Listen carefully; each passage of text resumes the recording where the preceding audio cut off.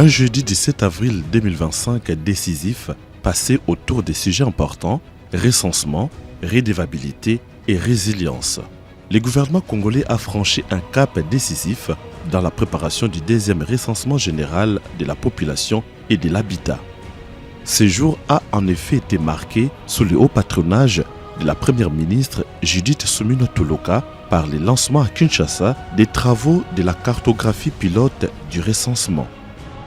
Notre ferme volonté, non seulement de consolider les acquis du premier mandat du chef de l'État en vue de l'avènement d'un Congo plus uni, mieux sécurisé, à la souveraineté affirmée et plus prospère, avec une économie diversifiée, mais aussi de poser durablement les jalons d'un Congo émergent.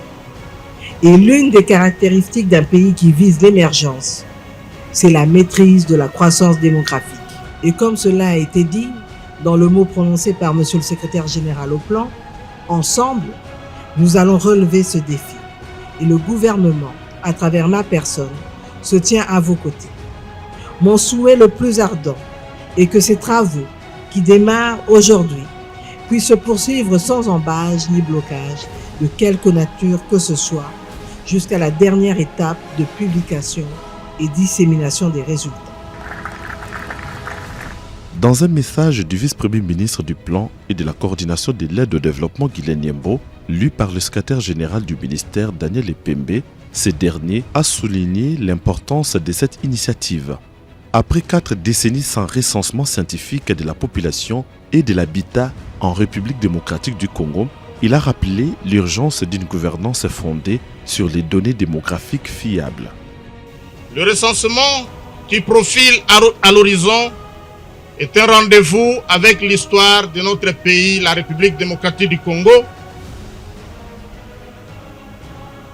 Après toutes ces décennies passées, depuis le premier recensement, on l'a dit tantôt, en 1984, et dans un monde en perspective de mutation, sous l'influence accrue de la révolution technologique, il est temps que la planification du développement de notre pays dans les divers secteurs, entre autres la santé, l'éducation, l'aménagement du territoire, l'emploi, la défense et sécurité, la jeunesse puisse reposer sur des données fiables.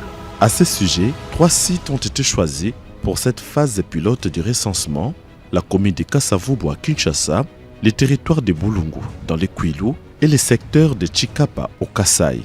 Cette étape vise à tester les outils et les méthodes du deuxième recensement général de la population et de l'habitat sur le terrain avec un objectif clair: garantir une gestion équitable des ressources et un développement mieux ciblé pour chaque citoyen. Au même moment, pendant que la première ministre Judith Suminwa Tuluka procédait aux travaux de lancement de la cartographie pilote, au Palais du Peuple, le vice-premier ministre Guylaine Yembo faisait face aux députés nationaux réunis en commission.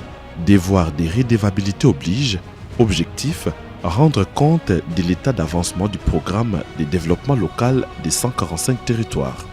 Avec clarté et précision, Guylaine Yembo a exposé sur les progrès réalisés tout en mettant en lumière les défis persistants. Un exercice de transparence salué par les parlementaires qui ont exprimé leur satisfaction face à l'évolution de ces programmes structurants. En milieu d'après-midi, le vice-premier ministre s'est entretenu avec une délégation de la Banque africaine de développement BAD, conduite par Saloma Nekone. À l'ordre du jour, ajuster les priorités de développement de la République démocratique du Congo dans un contexte marqué par l'agression rwandaise et la fragilité humanitaire.